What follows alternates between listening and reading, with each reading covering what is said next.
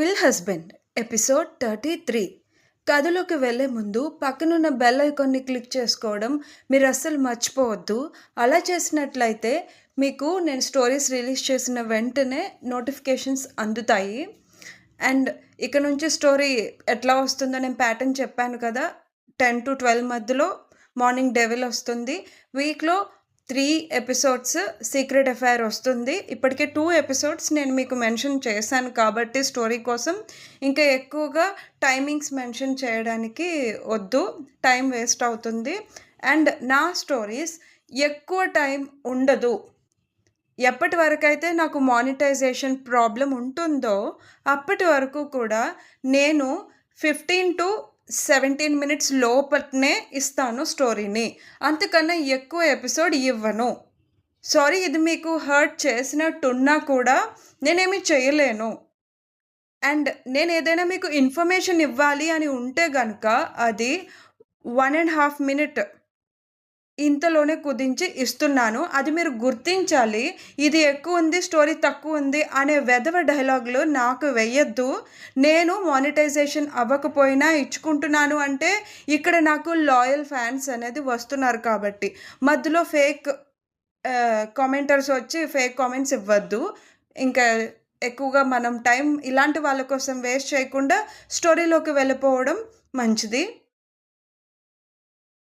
తాతయ్య, ఈరోజు ఉదయం నుంచి ఈషా ప్రవర్తన చూస్తే అనుమానంగా అనిపించి తనకి గతం గుర్తు రాకపోయినా అసలు నిజాలన్నీ తనకెప్పటికైనా చెప్పి ఆ రుద్రతో తన కాంట్రాక్ట్ పెళ్లి బాండ్ ఇంకా డివోర్స్ తీసుకున్న ఈ పేపర్స్ చూపించాలని వచ్చాను. నేను భయంగా అనిపించింది తాతయ్య, తను నాకు దూరం అవుతుందేమోనని. అలా జరగకూడదని ఇలా వచ్చి తన కోసం చూస్తే లోపల తను లేదు అన్నాడు వరుణ్ నిస్సహాయంగా. అప్పటికే ఇంట్లో అందరూ లేచి శక్తి గదికి వచ్చేశారు. మూసిన తలుపులు మూసినట్టే ఉన్నాయి.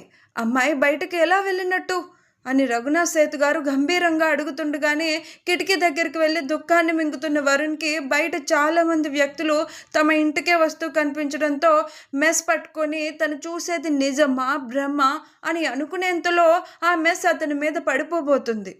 పడకుండా దాన్ని పట్టుకొని ఆపిన వరుణ్కి అర్థమైంది శక్తి ఎలా బయటకు వెళ్ళిందో. అంతలో బయట నుంచి సేతుగారిని అందరూ పిలుస్తుంటే మనోహర్ గారు కంగారుగా వెళ్ళి తలుపులు తెరుస్తారు. కేరళ రాష్ట్రమైనా కూడా అక్కడ ఊరిలో ఉన్న 600 గడపల్లో దాదాపు 200 గడపలు మన తెలుగు వాళ్ళే. మిగిలిన వాళ్ళకు కూడా కొద్దో గొప్ప తెలుగు వచ్చనే చెప్పుకోవాలి. మలయాళ తెలుగు భాషల ప్రజలు కలిసి ఉండడం వల్ల ఆ ఊరి వాళ్ళు సేతుగారు తెలుగువారు కాబట్టి తెలుగులోనే ఎక్కువగా ఆయనతో మాట్లాడతారు.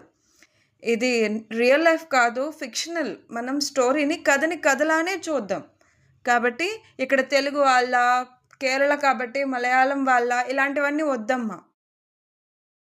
మీకు కాబోయే కోడలు అదే కృష్ణమూర్తి గారి అమ్మాయి లోపలే ఉన్నదా అమ్మా అన్నారు వాళ్ళు ఎదురుగా ఉన్న మనోహర్ గారిని. ఆ మాట వినడంతోనే అప్పుడే బయటకు వచ్చిన వారుని ఇంకా సేతుగారు ఒకరి మొహాలొకరు చూసుకున్నారు. సేతుగారు, ఇగో ఈ బ్రహ్మయ్య మీ మనవరాలు చీకట్లో ఒంటరిగా ఆ కొత్తగా ఊర్లో ఇల్లు కొనుక్కున్న అబ్బాయి ఉన్నాడు కదా, అతగాడి ఇంటికి వెళ్ళడం చూశాను అంటున్నాడు. ఈ రోజే కాదు, నిన్న కూడా చూశాడట. ఇంట్లో అమ్మాయి ఉన్నదా లేదా చూడండి. వచ్చిన వాళ్ళు చెప్పేది వింటున్న వరుణ్ బాధగా కళ్ళల్లో కన్నీటి తెరలు అలుముకోగా బ్రహ్మయ్యను చూస్తూ అతని దగ్గరికి వెళ్ళి, నిన్ననే చూస్తే ఎందుకు మాతో నిన్ననే చెప్పలేదు అన్నాడు ఆవేశంగా అతని గల్లా పట్టి. అంటే అమ్మాయి లోపల లేదన్నమాట అంటూ ఊరి పెద్దలతో పాటు వచ్చిన వాళ్ళందరూ తమలో తామే గుసగుసలు మొదలు పెడితే ఊరి కట్టుబాట్లు లెక్క చేయని తన మనవరాలికి ఇప్పుడు శిక్ష తప్పదని అర్థం చేసుకొని ఏం చెయ్యాలో అర్థం కాక వరుణ్ దగ్గరకు వచ్చి అతని భుజం మీద చేతిని ఉంచి వెనక్కి లాగారు సేతుగారు. ఈషా కావాలి తాతయ్య నాకు అన్నాడు వరుణ్ బ్రహ్మయ్య గల్లా వదిలి తాతగారిని చూస్తూ బేలగా. రుద్ర వ్యూహం కొంచెం కొంచెంగా ఇప్పుడు అర్థమవుతుంది సేతుగారికి. మనవరాలు శాలువ అతనితో ఎందుకుందో కూడా అర్థమై మనవడిని దగ్గరకు తీసుకొని, వాడు చేయాల్సిందంతా వెనకుండి చేసేశాడు వారు అన్నారు గంభీరమైన స్వరంలో. వాడిని నేను వదలను తాతయ్య, చంపేస్తాను అని వరుణ్ ఆవేశంగా అంటుంటే అతన్ని ఆలింగనం చేసుకొని, అమ్మాయి మనసు మార్చి తనకే శిక్ష పడకుండా తీసుకొస్తాను నేను. తాతయ్య మీద నమ్మకం ఉంచు, వాడి సంగతి ఊరు చూసుకుంటుంది అని ధైర్యం చెప్పి వదిలారు సేతుగారు మనవడిని. ఊరి కట్టుబాట్లు తెలిసిన వరుణ్ తాతగారి మాటల మీద నమ్మకం ఉంచి ఊరి జనాలతో కలిసి రుద్ర ఇంటికి బయలుదేరాడు. అతను తన వాడని బలంగా నమ్ముతున్న ఆమె అతనేం చేసినా అడ్డు చెప్పకుండా అతనికే సొంతం అవ్వడానికి పూర్తిగా సిద్ధంగా మారిపోతూ తన మనసుకి తానే ధైర్యం చెప్పుకుంది. లతలా ఆమె నల్లుకుపోతూ వలువల్ని ఇరువురి దేహాల నుంచి అతనే వేరు చేశాడు. నగ్నంగా మారిన శక్తి దేహానికి వస్త్రమై చుట్టుకుంటూ తన పెదవుల దాటికి తమకంలో తేలుతున్న ఆమె ముఖంలోకి చూశాడు రుద్ర ఒక్క క్షణం. సరిపోతుందా ఈ ధైర్యం? అంది అరమోడ్పులైన కళ్ళతో రుద్రను చూస్తూ శక్తి. ఇష్టంగా ఆమె పెదవుల్ని అందుకున్నాడు రుద్ర మరోసారి. అతని ప్రేమను మొత్తం తెలియజేస్తున్న ఆ ముద్దుకి ఇష్టంగా సహకరిస్తున్న ఆమె ఇక అతనిలో ఏకం అవ్వడానికి తన కౌగిల్ని బిగించి, గతంతో నాకు పని లేదు. ప్రస్తుతం నా మనసు మిమ్మల్ని కోరుకుంటుంది. ఇక మీకోసం ఎవరినైనా ఎదిరించడానికి నేను సిద్ధమే అంది శక్తి రుద్ర మెడవంపున తన ఆదర సంతకం చేస్తూ. ఆ మాట వింటున్న రుద్ర పెదవులపై తనదైన ఈవిల్ స్మైల్ మెరవగా ఆమె పైనుంచి లేచి పక్కకు ఒరిగాడు. తప్పుగా మాట్లాడానా? అంది శక్తి కంగారు నిండిన స్వరంలో అతను అలా పక్కకు తప్పుకోవడంతో. ఆమెను తన మీదకు లాక్కున్నాడు రుద్ర వెంటనే. అతని ఛాతీ మీద గడ్డం మాంచి కళ్ళెత్తి చూస్తూ, నేను సిద్ధమే మీ సొంతం అవడానికి అంది శక్తి లోగొంతుకలో. ఆమె అమాయకత్వానికి ప్రేమగా నుదుటిన పెదవులు నిలిపి, లవ్ యూ అన్నాడు రుద్ర. నాకు తెలుసు అంది శక్తి అందంగా నవ్వుతూ. ఏం తెలుసు అన్నాడు రుద్ర ఏ ఆచ్ఛాదన లేని ఆమె వీపుపై సుతారంగా నిమురుతూ. మీరు నన్ను ప్రేమిస్తున్నారని. ఇందుకే కదా వచ్చేసా మీకోసం. నేను కూడా మిమ్మల్ని ప్రేమిస్తున్నానని తెలుసుకొని. వింటున్నాడు శక్తి మాటలను రుద్ర మౌనంగా చిరునవ్వు చిందిస్తూ. అతనికి తెలుసు మరికొన్ని క్షణాల్లో ఏం జరగబోతోందో. ఇప్పుడు నేను మీ సొంతం అయిపోతే ఇక నన్ను మీ నుంచి ఎవ్వరూ దూరం చేయలేరు కదా. ఇందుకే కదా మీరు ఇలా నన్ను నా ధైర్యాన్ని మొత్తంగా చూపించమని అడిగారు. చాలా తెలివైన వారు మీరు అంది శక్తి రుద్ర ఛాతీ మీద గుబురుగా ఉన్న వెంట్రుకలను రింగులు తిప్పుతూ. నేను నాన్నగారితో మాట్లాడతాను. ఎంత పెద్ద గొడవ జరిగినా గట్టిగా మాట్లాడతాను. వాళ్ళంతా నా దగ్గర మీరు నా భర్తను దాచిన నిజాన్ని నేను తెలుసుకున్నానని, ఇక నన్ను మీ నుంచి దూరం చేసే ప్రయత్నం చేయొద్దని వాళ్ళందరికీ నేను గట్టిగా చెప్తాను రుద్రగారు. వరుణ్ గారికి కూడా. ఆయనకి కూడా నిజం తెలిసే నన్ను మీ నుంచి దూరం చేయాలని చూశారు కదూ. చెప్తాను ఆయన పని అంది గడుసుగా శక్తి. ఎర్రబడిన ఆమె ముక్కుని తన ముక్కుతో రాస్తూ, ఒకవేళ నేను నీ భర్తను కాకపోతే అన్నాడు రుద్ర. అతను అడిగిన ప్రశ్నకి ఒక్క క్షణం నిర్ఘాంతపోయింది శక్తి. బిక్క చచ్చిపోయింది అనాలేమో ఈ క్షణం ఆమె. అంతలోనే కళ్ళల్లో కన్నీళ్లను సుడులు తిప్పేసి, లేదు అలా జరగదు. నాకు తెలుసు మీరు నా వారు. మీరు నా డెవిల్ హస్బెండ్. నేనేమో మీ శక్తి. అందుకే ఇదిగో ఈ పేర్లు కూడా ఇలా అంటూ తన చేతుల్ని రుద్ర కళ్ళ ముందు పెట్టింది శక్తి. సన్నగా నవ్వాడు రుద్ర ఆమె మాటలకు. మరోమారు గోరింట పండిన ఆ సుకుమారి చేతుల్ని ముద్దాడి లేత చెక్కిళ్ళ మీదకు దుముకేసిన కన్నీళ్లను తుడుస్తూ, హా, నువ్వు నా శక్తి. నిన్ను నా నుంచి ఎవ్వరూ దూరం చేయలేరు, ఆఖరికి నువ్వు కూడా అని గంభీరంగా చెప్పి ఆమె కలువ కళ్ళ మీద చిరుముద్దులు అద్ది అలా వదిలాడో లేదో బయట పెద్ద పెద్ద అరుపులు వినిపిస్తున్నాయి వీళ్ళకి. శక్తి భయంగా రుద్ర మీద నుంచి లేచి తలుపు వైపు చూసింది. రుద్ర కూడా లేచి కూర్చొని ఆమెను దగ్గరికి తీసుకుంటే అతన్ని పట్టుకొని, బయటంతా గోళ్ళ ఎందుకు వినిపిస్తుంది? బహుశా నేను ఇక్కడికి వచ్చినట్టు ఎవరికైనా తెలిసిందా ఏంటి అని కంగారుగా అడిగింది. అప్పటికే నుదుటిన చిరుచెమటలు పట్టేసిన ఆమె మొహాన్ని తన చేతుల్లోకి తీసుకొని, నా కోసం ఇప్పుడు ఏ ధైర్యం అయితే చేశావో అదే ధైర్యాన్ని నీతో ఉంచుకోయకపై అని ఆ ఒక్క మాట మాత్రం చెప్పి రుద్ర తనపై నుంచి బ్లాంకెట్ తప్పించి బెడ్ దిగి నడుముకు టవల్ చుట్టుకున్నాడు. శక్తి బిక్క చచ్చిపోయి అతన్ని చూస్తూ ఉండిపోయింది. ఆమె కళ్ళల్లోకి చూసిన రుద్ర మళ్ళీ శక్తిని దగ్గరికి తీసుకొని ఆమెను వెనక్కి వాల్చి, నమ్ముతావు కదా నన్ను? ట్రస్ట్ చేస్తున్నావు కదా?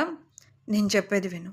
ఇంతకన్నా నాకు వేరే ఆప్షన్ లేదు నిన్ను నేను సొంతం చేసుకోవడానికి. చెప్తున్నా కదా, నువ్వు నా శక్తి. నువ్వే వద్దన్నా నిన్ను వదిలేది లేదు నేను ఇంకా అంటూ ఆమె నుదుటిన మరోమారు తన పెదవులు ముద్ర వేసి నగ్నంగా ఉన్న ఆమె దేహాన్ని బ్లాంకెట్లో పూర్తిగా దాచి రుద్ర లేచి వెళ్తుంటే అతని చెయ్యి పట్టుకుంది శక్తి వెంటనే భయంగా. మీరు మీరేం చేస్తున్నారు? భయంగా ఉంది. ఇలా చేయొద్దు మీరు నాకు అంది వణికే స్వరంలో శక్తి. సడన్‌గా అప్పుడే బయట నుంచి ఎవరో గట్టిగా తలుపులు కొడుతున్నారు. ఉలిక్కిపడి చూసింది శక్తి రుద్ర చేతిని 2 చేతులతో గట్టిగా తన శక్తి మొత్తం ఉపయోగించి తన లోపల భయాన్ని చూపిస్తున్నట్టే పట్టుకొని. "తలుపులు తీయండి! లోపల ఉన్నవాళ్ళు రండి బయటకు" అని బయట నుంచి అందరి అరుపులు గోలగా వినిపిస్తున్నాయి. దీర్ఘంగా శ్వాస తీసుకొని వదిలి శక్తి కళ్ళల్లోకి చూస్తూ, "తప్పదు. ఐ వాంట్ యూ శక్తి" అన్నాడు రుద్ర ఆమె చేతిని విడిపించుకుంటూ. "లేదు. మీరిలా చేయకూడదు నాకు. నన్ను సొంతం చేసుకోవడానికి ఇది సరైన మార్గం కాదు రుద్రగారు" అంది శక్తి ఏడుపు గొంతులో. ఆమె బాధ అర్థం అవుతున్నా కూడా మనసు రాయి చేసుకుంటూ, "everything is fair in love and war శక్తి. ప్రేమను, యుద్ధాన్ని గెలవడానికి ఏదైనా చేయొచ్చు. ఎంతకైనా తెగించొచ్చు. ఎంత దూరమైనా వెళ్ళొచ్చు" అని గంభీరంగా చెప్పి రుద్ర తన గది తలుపు తెరిచేందుకై వెళ్తే శక్తి బ్లాంకెట్లో ముడుచుకుపోతూ దుఃఖాన్ని దిగమింగలేక కన్నీళ్లకు స్వేచ్ఛనిచ్చింది. అసద్కి ఏం అర్థం కావట్లేదు జరిగేది. ఒక్కసారిగా ఇంట్లోకి వచ్చేసిన ఊరి వాళ్ళను అతను అడ్డుకునే ప్రయత్నం చేస్తున్నాడు. కానీ జరిగేదంతా సరిగా అనిపించట్లేదు అతనికి. తన గది తలుపులు బాధేసి బయటకు రప్పించిన వాళ్ళు రుద్ర గది తలుపులను కూడా పగలగొట్టేస్తున్నట్టే కొట్టడం చూస్తున్న అతనికి అర్థమైంది లోపల శక్తి ఉందని వాళ్ళకి తెలిసిందని. అంతలోనే లోపలికి సేతు గారు, వరుణ్, ఇంకా కృష్ణమూర్తి గారు, ఆయన భార్యతో పాటు వరుణ్ తల్లి మనోహరి గారు కూడా రావడం చూసిన అతనికి సమస్య చాలా పెద్దదవ్వబోతుందని మాత్రం తెలుస్తుంది. కానీ అతనికి ఏం చేసే అవకాశం లేకుండా ఊరి మనుషుల్లో ఓ 2 కలిసి అసద్ చేతులను వెనక్కి మడిచి అతన్ని ఎటూ కదలనివ్వకుండా లాక్ చేసి పట్టుకున్నారు. లోపల ఉన్న రుద్ర తలుపులు తెరవడంతోనే అందరినీ దాటుకొని వరుణ్ ముందుకొచ్చి గదిలోకి చూశాడు. రుద్ర అవతారాన్ని చూడ్డంతోనే అందరూ లోపల జరిగేది అంచనా వేస్తూ ఆగ్రహంతో ఊగిపోతే లోపల దుప్పటి చాటును దాగిన శక్తిని చూసి వరుణ్ మనసు ముక్కలైంది. ఇంతటి పరువు తక్కువ పని చేసింది ఈ అమ్మాయి. తెల్లవారితే పెళ్లి పెట్టుకొని రాత్రికి ఇలా పరాయి మగాడి పక్కలో. చీచి! గట్టిగా మాట్లాడుతున్న ఆ ఊరు పెద్దల్లో సేతుగారి తర్వాత అంతటి వ్యక్తి గొంతు పట్టుకున్నాడు రుద్ర. ఇంకొక్క మాట తన కోసం తప్పుగా మాట్లాడినా ఇంకో 10 ఏళ్ళు ఈజీగా బ్రతికే నీ ప్రాణానికి చావును కూడా అంతకన్నా ఈజీగా పరిచయం చేస్తా అన్నాడు రుద్ర రౌద్రంగా. వరుణ్ శక్తి గది తలుపులు ఎవ్వరూ ఆమెను చూడకుండా మూసేస్తే సేతుగారు రుద్రను పట్టుకోమని తన మనుషుల్ని ఆదేశించారు. "ఇదేనా మీ పెంపకం? ఆడపిల్ల, అందున అర్చకత్వం చేసే మీలాంటి అర్చకుల ఇంటి బిడ్డ. తనే ఇలా చేస్తే ఇంకా ఊరిలో ఉన్న ప్రతి ఇంటి గడపలోని ఆడపిల్లలు ఏం నేర్చుకోవాలి" అని మరో పెద్దాయన నోరు నుంచి కృష్ణమూర్తి గారి మీద అరిచారు. "రేయ్ ముసలోడా, అది ఊర్లో ఉన్న ప్రతి ఇంటి గడప తొక్కి ఆడపిల్లలకు ఎలా ఉండాలో ఏమైనా పాఠాలు నేర్పిస్తుందా రోజు? ఈరోజు దాన్ని చూసి ఇది కూడా వాళ్ళు నేర్చుకోను? మూసుకొని పోరా నా ఇంట్లోంచి" అని గర్జించాడు. తనను పట్టుకొని ఆపుతున్నా కూడా రుద్ర ఆగకుండా పెద్దాయన మీదకు వాళ్ళని విడిపించుకుంటూ మరీ పోయి. లోపల శక్తి ఉంటుంది అతని గర్జనను ధైర్యం చేశాను అతని కోసం అనుకుంది. బయట జరిగేది చూస్తుంటే తప్పు చేశాను అని అర్థం చేసుకొని ఏడుస్తూనే తన డ్రెస్ వేసుకొని భయంతో బయటకు రాలేక లోపలే ఉండిపోయింది మూలకు చేరి మోకాళ్ళలో మొహం దాచుకుని కూర్చొని. ఎన్నెన్నో మాటలు తలా ఒకరుగా అందరూ లోపలున్న ఆమెకు వినిపించేలా అంటూ ఉంటే అందరినీ ఎదిరిస్తూ రుద్ర గంభీరమైన స్వరం వినిపిస్తుంది. ఆఖరికి ఆమె వినాలనుకున్న మాట అతని నోట. "ఊరి కట్టుబాట్లు లెక్క చేయని వీడికి శిక్ష పడాలి. పంచాయతీ పెట్టండి. పంచాయతీ పెట్టాలి. శిక్ష పడాలి ఇలాంటి వాడికి. మనూరి కట్టుబాట్లు దాటి తప్పు చేస్తే ఎలాంటి శిక్ష పడుతుందో ఆ శిక్షను వీడు అనుభవించాలి." అందరి నినాదాలు ఒక్కటే మాటగా నినాదాలు చేస్తుంటే ఒక్కసారిగా దిక్కులు పెక్కటిల్లేలా అరిచాడు రుద్ర. "అది నా భార్య. నా భార్య నాతో ఉంటే తప్పేంటి" అని. ఇదే కదా శక్తి వినాలనుకున్న మాట. వినేసింది. మరిప్పుడు ఆమె అడుగులు ఎటువైపు వేస్తుంది? ఇంతటి బాధలో ఆమె ఏం చేస్తుంది? నెక్స్ట్ ఎపిసోడ్లో కాదు, ఈ ఎపిసోడ్లోనే తెలుసుకోండి. ఆ అరుపుకి అందరి నోర్లు మూతపడితే అప్పుడే వరుణ్ మళ్ళీ గది తలుపులు తెరవడంతో లేచి నిస్సత్తువతో పాదాలను కష్టంగా కదుపుతూ బయటకు వచ్చింది శక్తి. ఆమెకు అడ్డు తప్పుకొని వరుణ్ రుద్ర ముందుకు వెళ్ళి నిల్చున్నాడు. చింత నిప్పుల్లా మారిన కళ్ళతో రుద్ర వరుణ్ణి చూస్తూ, నా భార్యను ఓ ప్రమాదం నుంచి కాపాడి వీడు తనని నా నుంచి దూరంగా ఇలా ఇక్కడికి తీసుకొచ్చి తనకేమీ కాని వీళ్ళను కృష్ణమూర్తి గారి దంపతులను చూపిస్తూ చెప్తున్నాడు. ఇప్పుడు వీళ్ళను తన తల్లిదండ్రులుగా సృష్టించి గతం గుర్తులైన దాన్ని నమ్మించి ఇక్కడికి తీసుకొచ్చి పెట్టాడు. నా భార్యను నేను నా సొంతం చేసుకోవడానికే ఇంతవరకు వచ్చాను. ఇంకెంతవరకైనా వెళ్తాను. ఇంకెంతవరకైనా అందరినీ వేలు చూపించి బెదిరిస్తున్నట్టుగా చెప్పి శక్తి అని పిలిచాడు కంగుమనే స్వరంలో. అతను చెప్పేది మొత్తం విన్న శక్తి ఇప్పటికే తనని కన్నవాళ్ళు అనుకున్న వాళ్ళు అసలు తనకేమీ కాని మనుషులని తెలిసి నిర్ఘాంతపోతే అతని గద్దింపుకి ఉలిక్కిపడి చూసింది. నమ్ముతున్నావు కదా నన్ను అన్నాడు రుద్ర ఆమె కళ్ళల్లోకి సూటిగా చూస్తూ. ఇన్నాళ్ళు తండ్రిగా భావించిన కృష్ణమూర్తి గారి వైపు ఒక్క మారు చూసింది శక్తి. ఆయన తలదించుకోవడంతో హా అనే సమాధానం ఆమె నోటి నుంచి బయటకు వచ్చేలోగానే, నేను నీ నుంచి దూరం చేసి తెచ్చుకున్నది నీ భార్యని కాదు రుద్రాంశ్ నందన్, నీ మాజీ భార్యను. నువ్వు విడాకులిచ్చి దూరం చేసుకున్న మాజీ భార్యను, నా మరదల్ని, నా అత్త కూతుర్ని తెచ్చుకున్నాను నా వెంట ఇక్కడికి అన్నాడు వరుణ్ రెట్టించి మరి. ఆ మాటకి శక్తి నోట మాట బయటకు రాకుండానే ఆగిపోతే కన్నీళ్లు ఆమె ప్రమేయం లేకుండానే వచ్చేశాయి రెప్పల గడపలు దాటి చెక్కిళ్ళ మీదకు. ఇంత జరిగిన రుద్ర వల్ల తను అవమానం పొందుతున్నా కూడా అతను నన్ను నమ్ముతున్నావా, నా వెంటే వస్తావా అంటే హా అని అవునని చెప్పబోయిన ఆమె ఇప్పుడు తను రుద్రకి విడాకులు ఇచ్చేసిన మాజీ భార్యనని తెలుసుకుంది. వరుణ్ అనుకున్నట్టుగానే నెక్స్ట్ ఎపిసోడ్కి చెప్పేస్తాడు అతనికి తనొక కాంట్రాక్ట్ భార్య మాత్రమేనని, అతను ఆమెకి ఒక కాంట్రాక్ట్ భర్త మాత్రమే అని. మరి ఈ నిజాలన్నీ తెలిసి అతను చెప్పినట్టే తనని చంపాలని ప్రయత్నం చేశారు రుద్ర ఇంట్లో వాళ్ళు.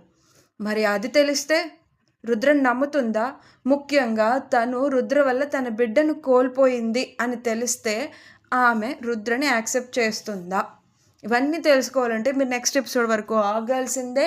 కాబట్టి స్టోరీ కనుక మీకు నచ్చినట్లయితే వెయిటింగ్ వర్తి అని అనిపిస్తే ఖచ్చితంగా ఈ వీడియోకి ఎక్కువ లైక్స్, షేర్స్, కామెంట్స్ ఇవ్వండి. అలానే సబ్స్క్రైబ్ కూడా చేసుకోండి. అండ్ నెక్స్ట్ ఎపిసోడ్ రేపు ఉంటుంది. Daily 2 episodes monetization problem clear అయ్యే వరకు ఇవ్వను. అండ్ ఈరోజు ఈవినింగ్ సీక్రెట్ అఫైర్ పక్కా ఇస్తాను. ఇక ఉంటానండి.